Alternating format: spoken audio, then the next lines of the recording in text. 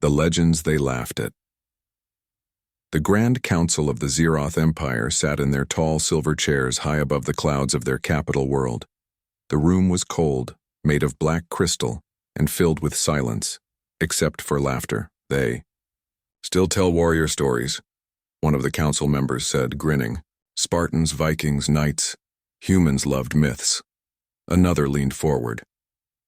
Even in their last transmissions, they spoke of honor, sacrifice, courage, like children telling bedtime stories before death. Laughter echoed across the chamber. They fought with swords, we use plasma. They wore metal armor, we wear stars. More laughter, but not everyone smiled. In the corner of the room, a young alien officer named Tavor watched quietly. He didn't laugh. He had spent the last 3 years in deep space near the ruins of old Earth. And he had heard things. Strange signals. Whispered warnings. He remembered one message in human language that repeated again and again through static. We are not myths. We are the storm. No one believed him. Tavor stepped forward. With respect, council members, I think we must take this seriously.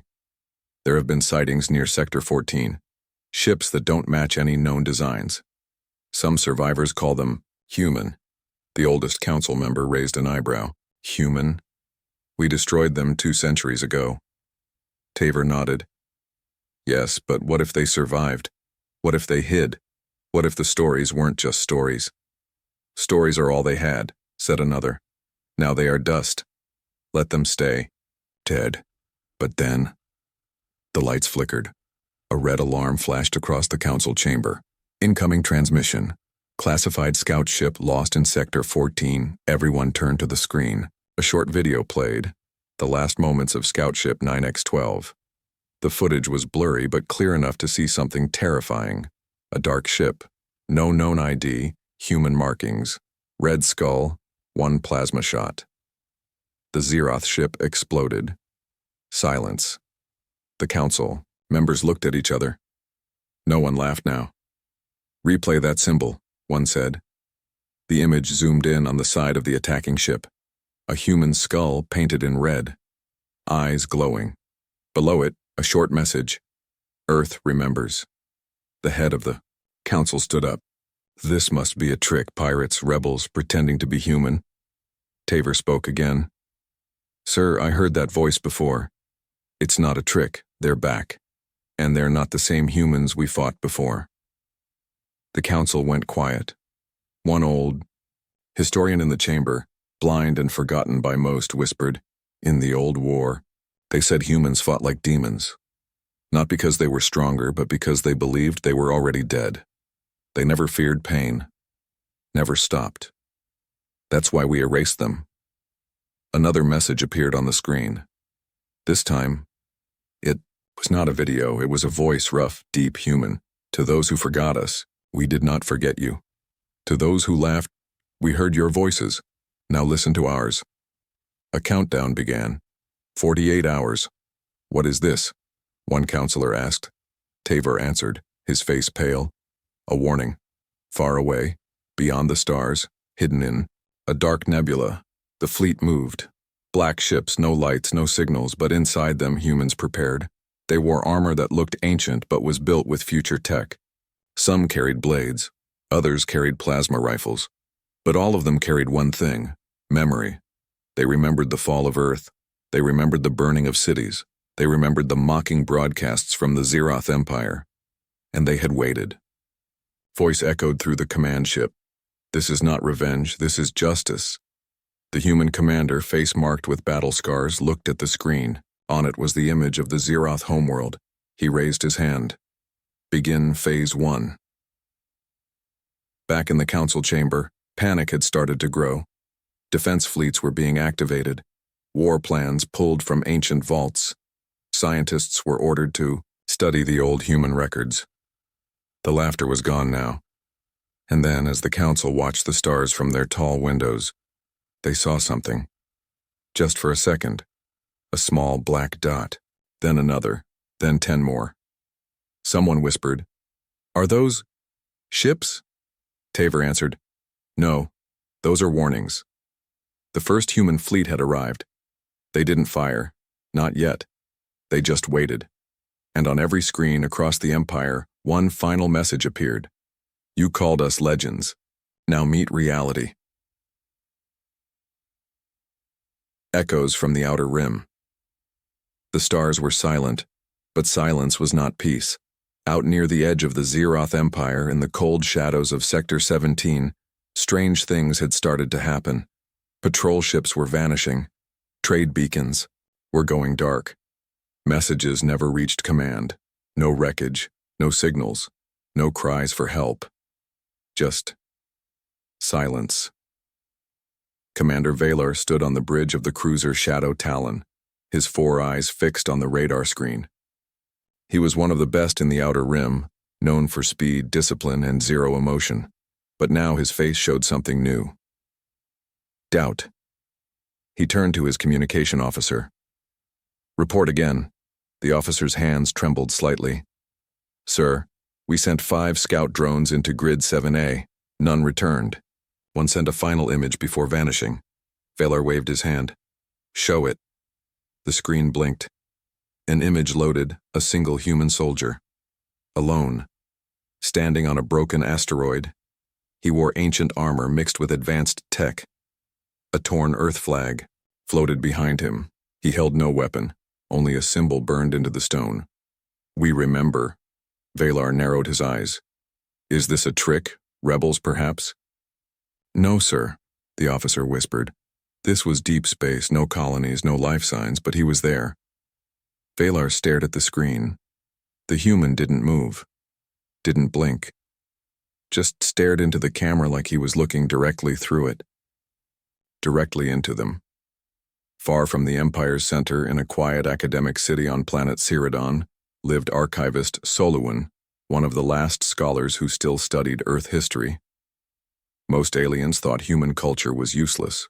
Broken songs, lost. Poems, foolish bravery. Soluin knew better. He had read their ancient war logs, their final speeches, their survival tales. While others laughed, he listened. That night, as he sat alone in his archive, an old encrypted signal suddenly activated. His personal console. Dust blew off the screen. The message hadn't been opened in over 200 years. Classified. Human file. Level black. He hesitated, then opened it. There were videos. Thousands. From every war Earth had ever fought. World wars. Resistance movements. Colonial uprisings, space battles, martyrdoms. He watched one file. A soldier with blood on his face holding the body of his dying friend, shouting to the skies, "You can burn our cities, but you will never break our spirit." Soluin leaned back, heart racing. This was not weakness. This was the beginning of something terrible. He whispered to himself. They were not myths. They were warnings. Back on the edge of space, strange signals filled the void. Ships picked up whispers, not voices, but code. Hidden in static. Old Earth languages twisted with new ones. One scout ship received a direct message. Just one line. You're watching. Good. Watch closely. Moments later, the ship exploded. No trace. No survivors. But the message spread. Fear began to grow. Colonists reported black shadows in the sky. Children spoke of steel men in their dreams. Traders refused to enter certain sectors, saying, "The void speaks now, and it speaks of Earth." At the Central Military Command, the High Admiral of the Zeroth Empire, Kalor, stood before a massive hologram of the galaxy. Red dots, missing ships, blue lines, human sightings. He slammed his clawed hand on the table. "This is impossible. Humans had no fleets left. We wiped them out," an aide replied, voice shaky. "With respect, sir, maybe we didn't wipe out all of them. Maybe some survived. Maybe they changed." Kalor's eyes narrowed. "How?" A new report arrived. It was from a stealth drone placed near a dead system. The image was terrifying. A full fleet of human ships, black as night, silent, unscannable, and at the center, a massive dreadnought, shaped like a spear pointed at the stars, inscribed on its hull in human text, the ghost of Earth. Meanwhile, deep inside that very dreadnought, the human commander sat quietly. His name was Cade Voss, a former soldier, now something much more. Scarred, hardened, silent. Around him, officers stood in formation. He spoke calmly. Phase 1 is complete. They are watching. They are afraid. A young officer asked, "Commander, are we ready for full contact?" Cade looked out the window into the black ocean of space. They laughed at our legends. Now they'll understand them. We are not ghosts. We are the last cry of a dying world. And we are no longer dying. He stood. Begin Phase 2. Back on the capital planet of the Zeroth Empire, panic started to grow in quiet corners. High-ranking officials held secret meetings. Old defense codes were dusted off. Entire research teams were told to study human psychology. One scientist warned, "They don't fight for land or power. They fight for revenge, for memory. That makes them dangerous. That makes them unstoppable." In a quiet prison on the edge of the Empire, a very old prisoner smiled. He had once fought humans long ago, lost everything. He laughed in the dark. "They think the humans are coming. Fools. The humans are already here." And above, in the A stars, the second wave of black ships moved into position. This time they would not wait. Whispers in the warp. The void was no longer silent. Ships passing through the warp began to report strange things. Not technical issues, but voices. Breathing. Whispers. At first, the Zeroth Empire's warp authority ignored it. "Old equipment," they said. "Spatial echoes." But then a research vessel vanished. Its final transmission? A single word, spoken by a terrified voice. "Humans." Admiral Kaylor stood inside the secure war room, surrounded by the holographic map of the galaxy. Every day, more red zones appeared, places no one returned from. The edges of the Empire were crumbling, one empty system at a time. A new report arrived. Kaylor read it slowly. Then again, his eyes narrowed. "A fleet of unknown origin," he said, voice tight, "entered and exited warp space without creating a signal trail." Everyone in the room froze. "That's impossible," a tech officer said. "Nothing can enter warp without leaving a signature." Kaylor looked up. Apparently something can. Somewhere far beyond Zeroth, space, deep within an invisible zone humans now called the Silence Belt, the Black Fleet gathered. Inside a massive ship named Judgment, Captain Sarah Locke studied the latest warp experiments. Her voice was calm but full of force. "We're no longer playing by their rules." An engineer spoke. "Our new warp tunneling tech is stable.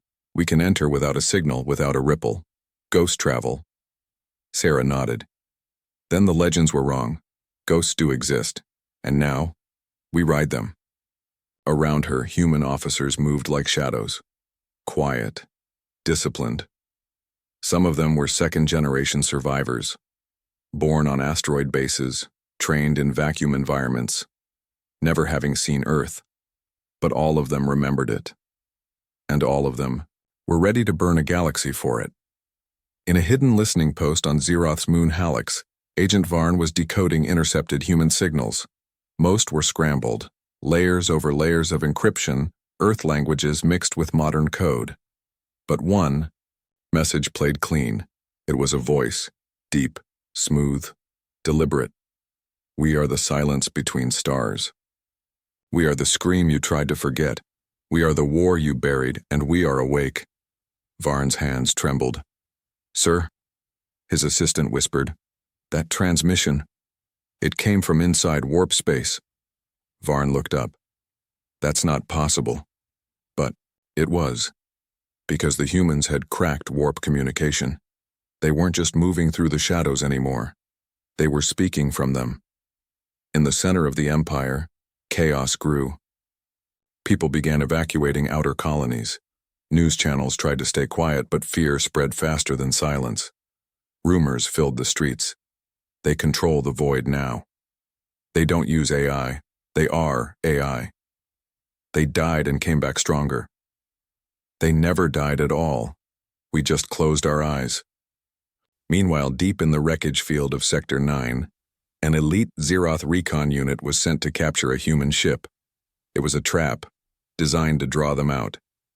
Captain Larn, a hardened warfighter, led the unit. They found the ship drifting, black, broken-looking, lifeless. But as they entered, lights flickered on. Red inside, the walls were covered in old Earth military slogans, victory through endurance.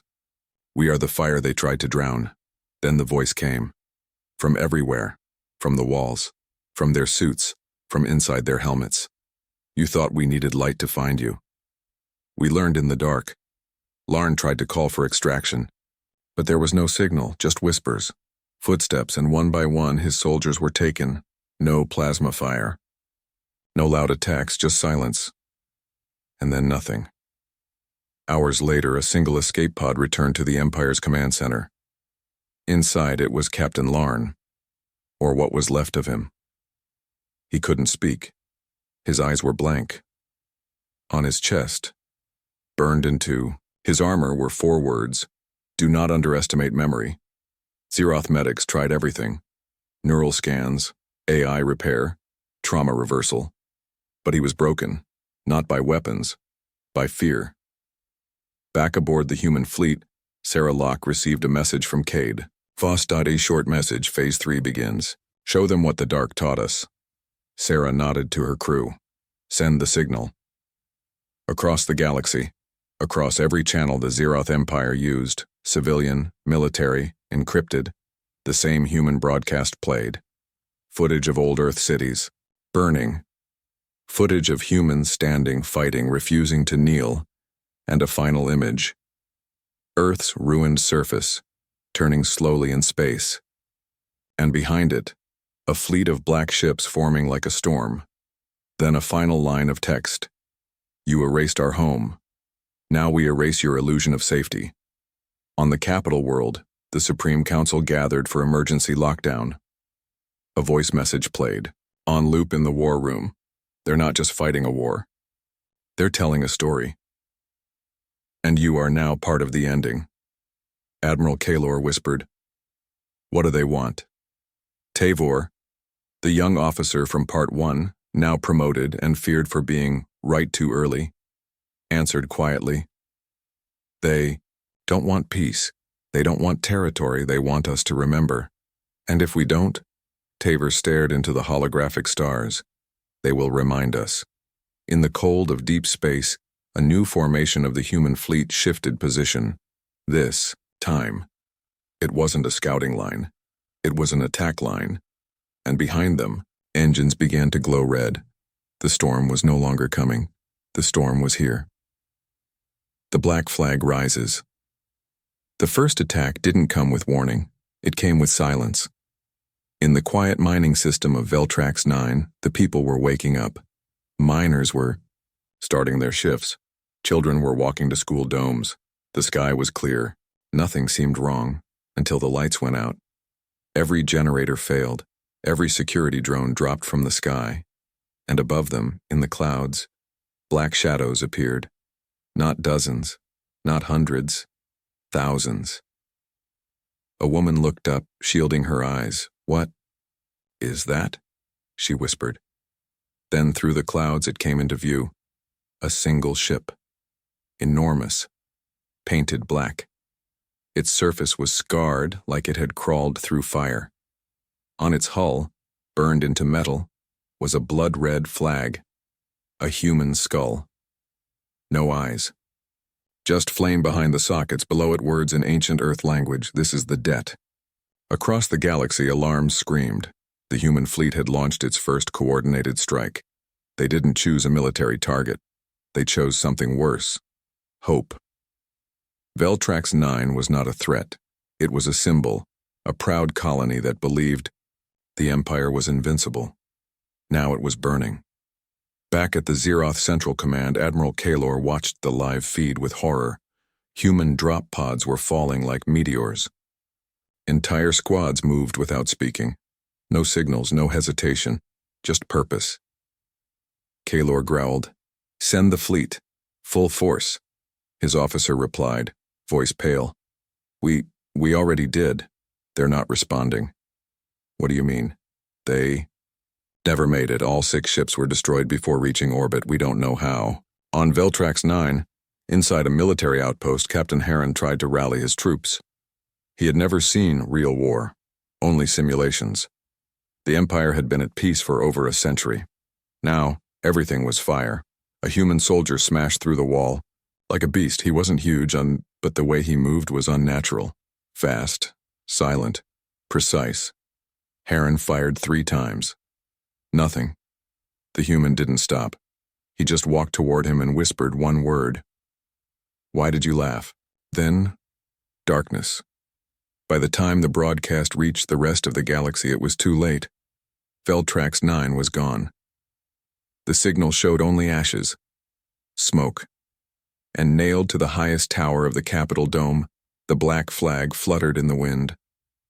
The Empire had been struck, but worse, it had been humiliated. Inside the Black Fleet's command ship, Oblivion's Crown, Commander Cade Voss stood in front of his soldiers. He didn't give orders. He gave truth. They thought we were gone. They mocked our heroes. They burned our home. He paused, voice low and cold. Now we burn the lie they live in. Around him, soldiers of the Earth's remnant army stood tall. Some wore armor made from melted human monuments, carved from the ruins of Earth itself. Others wore pieces of Earth soil sealed in glass around their necks, to remind them, to remember. This war wasn't about power, it was about memory and vengeance. In the far reaches of the Empire, chaos broke loose. Dozens of colonies rebelled, not because they supported the humans, but because they no longer believed the Empire could protect them. The legend of the Black Flag spread faster than any ship. Children in hiding whispered about the Red Skull Fleet. Soldiers feared the ghost units, human squads that moved like shadows and never left survivors. In every burning city, in every cracked screen, one symbol appeared: the skull, the fire, the flag.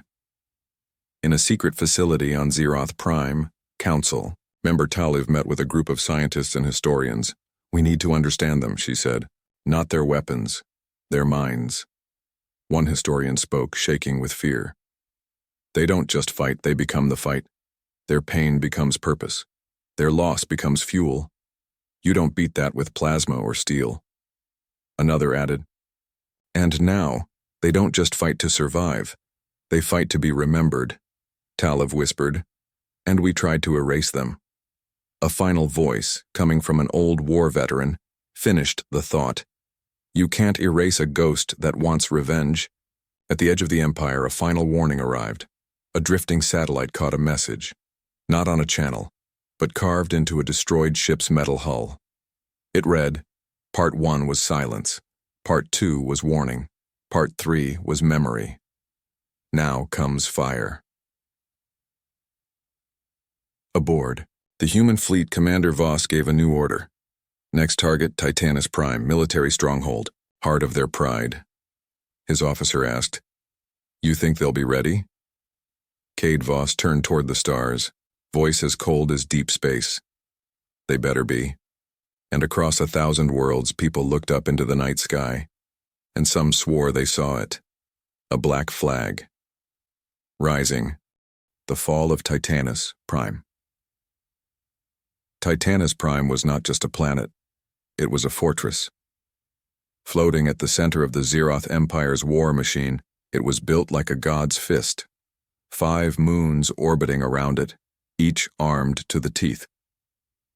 Planet-sized. Cannons, layered shields, and an entire fleet stationed above its skies. It was the heart of the Empire's pride. It was also their mistake, because it was visible, and the humans were watching. Inside the command tower of Titanus Prime, General Vork stood tall in his exo-armor, surrounded by rows of officers and defense screens.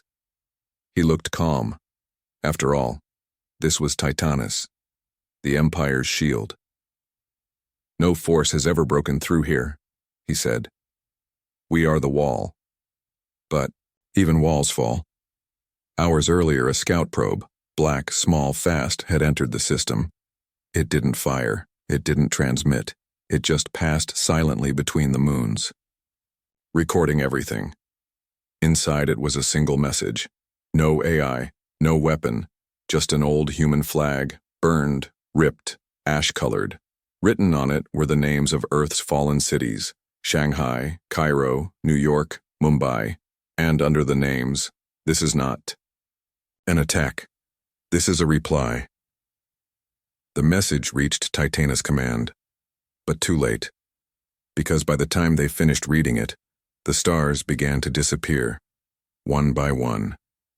The Black Fleet had arrived, not in straight lines, not in patterns, but like a storm, random, furious, endless.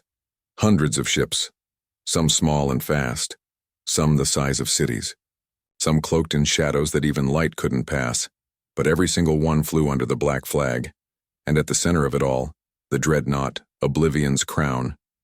Cade Voss stood on its bridge, calm, silent, steady.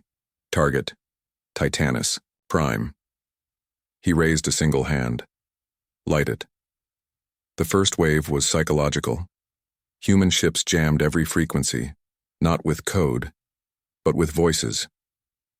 The last screams of dying humans from Earth's final war, audio from burning cities, soldiers saying goodbye to their families, children asking why the sky was on fire. The sounds broke into every screen, every helmet, every defense tower. Then the first real attack came. A black spear of plasma cut through. Moon 4's shield like paper. Then another. Moon 2 lost power in seconds. Titanus Prime fired back. Every cannon, every fighter, every drone. The sky lit up like a sun made of war. But it wasn't enough. Because the humans were not fighting with numbers. They were fighting with memory and rage. In one of the orbiting defense stations, a Zeroth soldier, young, proud, watched as a human boarding pod smashed through the wall. A single human emerged. He had no gun, just a long blade glowing red-hot. The Zeroth soldier aimed his plasma rifle, but before he could fire, the human was already in front of him. One strike. Silence. Written on the blade were 3 words. For the forgotten. Back on the surface of Titanus Prime, General Vork tried to regroup. Focus fire on the capital dreadnought. He shouted. Thousands of ships turned their weapons toward Oblivion's crown. They fired in unison. The blast lit up the sky, and when the smoke cleared, it was still there, untouched. Cade Voss looked at the screen, then down at the small metal object he always kept in his hand, a tiny piece of Earth's soil. He whispered, "They still don't understand." He turned to his crew. "Deploy the ghost units." Across Titanus Prime, strange figures began to appear. They moved between shadows, undetectable. No signals, no heat. They disabled power grids, opened defense gates, turned the planet's own. Weapons inward. Some believed they weren't human, but they were. They were the lost children of Earth, trained in silence, raised in fire, built for this moment. And they moved like vengeance made flesh. By dawn, Moon 1 had crashed into Titanus Prime's ocean. The sky was black with smoke. The last of the Empire's elite forces fell inside the Capitol dome. General Vork fought to the end, his armor cracked, his pride bleeding. A human soldier cornered. Him, female, battle-worn, eyes cold. Vork raised his hands. "You're not monsters," he said. "You're just angry." She answered with a whisper. "You don't know us at all." Then silence. Titanus Prime burned for 2 days, and when the smoke cleared, a single signal echoed across the galaxy. A broadcast. No voice. No threat. Just an image. The planet's capital tower. Cracked. Broken. And at the top, the black flag. Still. Burning. Unmoving. Across the Empire, every world fell silent. And for the first time in centuries, the citizens of the Zeroth Empire said the words out loud. The humans are winning. Back aboard Oblivion's crown, Cade Voss stood alone in the observation deck. Below him, Titanus Prime was ash. He closed his eyes, remembering Earth. Blue, beautiful, dead. He whispered, "One empire down." Then he turned to his officers. Next. Or, Voice of Earth. The Empire had always believed in silence, silence of their enemies, silence of dissent, silence of history. But after Titanus Prime fell, silence became impossible, because Earth spoke, and when it spoke, the entire galaxy listened. It started as a flicker, a strange signal that appeared on every communication screen, every datapad, every public square's broadcast pillar. Even in places unreachable by normal tech, the signal still came.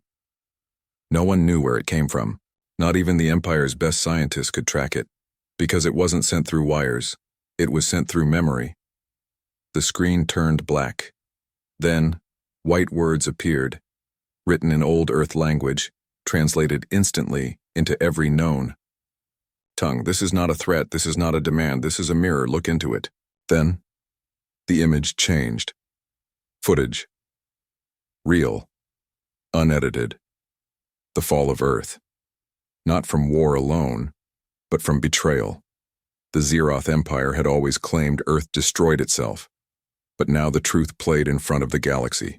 Images of Empire warships firing on civilian cities, of Zeroth commanders laughing as Earth's final leaders begged for evacuation corridors, of colonies being wiped because they refused to surrender their culture, of children huddled in bunkers, then silence.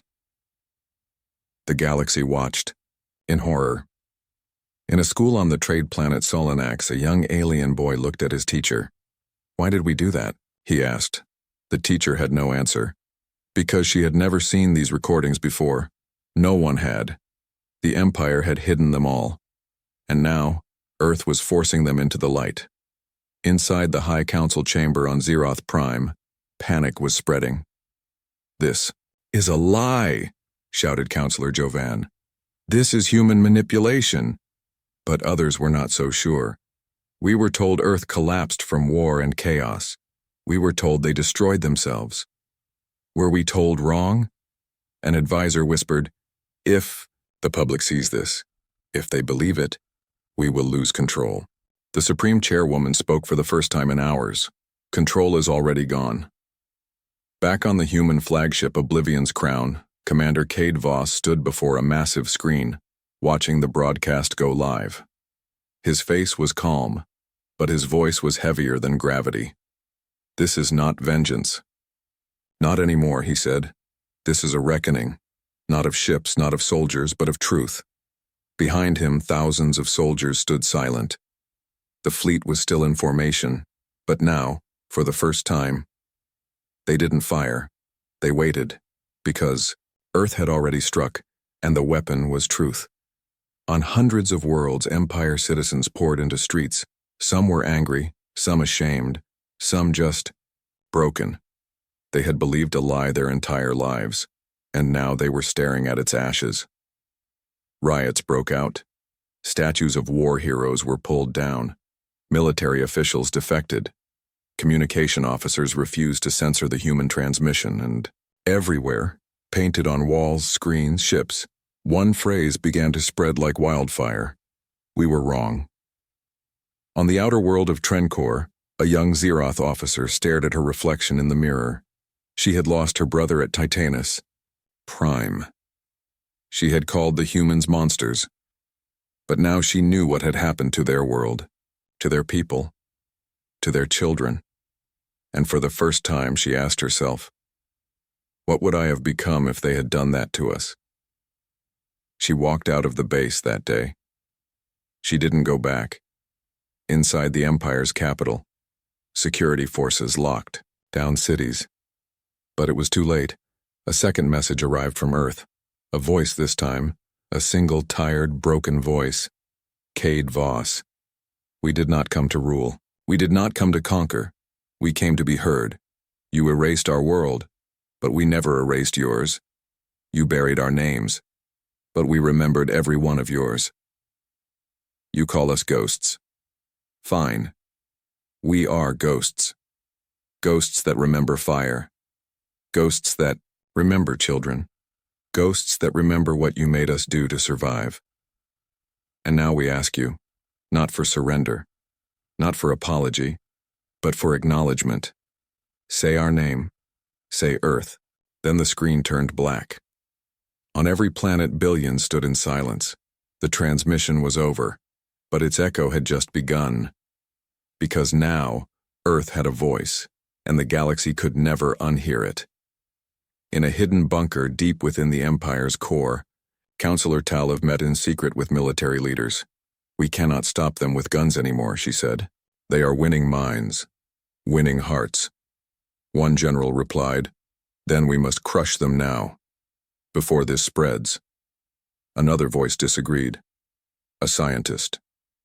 Crush them? You don't understand. You can't kill an idea whose time has come. Silence. Then, Talev asked, what do you suggest? The scientist looked out the window. Pray. Back aboard Oblivion's crown, Cade Voss stood alone on the bridge. He looked at a small screen. It played an old video, grainy, damaged, his daughter laughing. From Earth before the fire. He closed his eyes, then whispered, we're not finished. The Siege of Zeroth. The stars above Zeroth dimmed, not because night had come, but because the Black Fleet had arrived. They did not decloak. They did not land. They surrounded. Thousands of human ships, larger than ever seen before, appeared in perfect silence. No lights, no threats. Just presence. The Empire's homeworld, once proud and untouched for over 1,000 years, now lay in the shadow of the very ghosts they had mocked. No one spoke on the surface. Because no one could understand what was happening. The humans were not attacking, they were waiting. Inside the High Council Tower, alarm screamed. Admiral Kaylor burst into the command chamber. They've arrived. Every orbital defense station is surrounded. They've blocked all jump routes. Communications are jammed. Counselor Talev, pale and shaking, stared at the fleet map. They're not firing. Why aren't they firing? Another general slammed his fist. Maybe they want surrender. But deep down, they all knew. This was not a negotiation. Back aboard the human dreadnought Oblivion's crown, Commander Cade Voss stood in silence. Around him, captains from every Earth survivor faction stood shoulder to shoulder. Former soldiers, scientists, civilians turned warriors.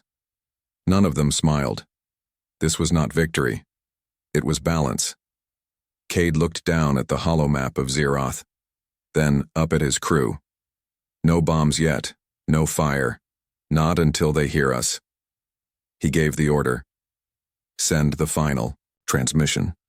On every screen across the Empire, the humans appeared not as soldiers, not in armor, but as faces. Faces of survivors. Faces of people who had once lived simple lives on a blue planet called Earth. One woman spoke. She had only one eye. I was 6 when they bombed my school. My sister never made it out. A man followed, his voice calm. I buried my parents with my hands in a crater where our home used to be. I was 11. Then a child. Maybe 8 years old. His words simple. You burned us. We remembered. Then the final message appeared on the screen. This is your last day of forgetting. Back on Zeroth, protests erupted, not against the humans, but against the lies. Civilians refused to evacuate to shelters. Soldiers laid down arms in the streets. Even among the elite, some whispered, we deserve this. Inside the Central Palace bunker, the Supreme Chairwoman watched the human fleet in orbit. She said nothing for a long time, then turned to Kaylor. Do we have any options? Kaylor's voice cracked. Only one. She raised an eyebrow. Speak. He looked at her. We ask for judgment, not mercy. Back in orbit, the humans were ready. The fleet's weapon systems were hot. Their ghost units had already infiltrated the outer defense towers. All Cade Voss needed to say was one word: begin. But then, a signal came through. From the surface. An open line Zeroth Prime itself was calling. Voss raised an eyebrow. "They're speaking," his comms officer nodded. "Yes, and they're not threatening. They're requesting transmission." Cade stepped forward. "Let them speak." The Supreme Chairwoman's face appeared. Her voice was thin. "You have us. All of us. We cannot match your power. Not your technology, not your will." She paused. "But that is not why we're afraid." She looked away, then back at the screen. "We're afraid because you're right." She stepped aside. One by one, Zeroth citizens filled the frame behind her, soldiers, workers, elders, quiet, still. "We were taught lies. We lived on ashes built from your pain." Then she whispered, "Do what you came to do, but let history remember." We finally listened. Cade Voss stared at the screen. For the first time, there was no rage in his eyes, only silence, only memory. He stepped back, turned to his crew. "Prepare retribution protocols, but hold fire." They looked confused. He continued, "We don't need to burn them. We already broke their silence." He looked down at Earth's soil in his hand. "We were never here to destroy. We were here to remind." He gave the final command. Broadcast. The names. Across the galaxy, a signal lit every screen, a scroll of names, not soldiers, not heroes, just people. Children, farmers, teachers, families. The names of the lost Earth's dead, every last one of them. Tens of millions. Scrolling endlessly. A voice spoke. "This is what you erased, and this is what we carried. Memory is heavier than any weapon." Then the screen faded to black. The Black Fleet didn't fire. They didn't land. They turned. One by one, they vanished into warp, not in defeat, but in finality. The siege of Zeroth ended. Not with fire, but with truth.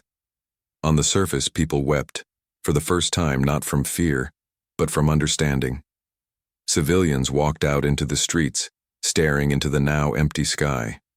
No more lies, no more legends, only history, written in silence.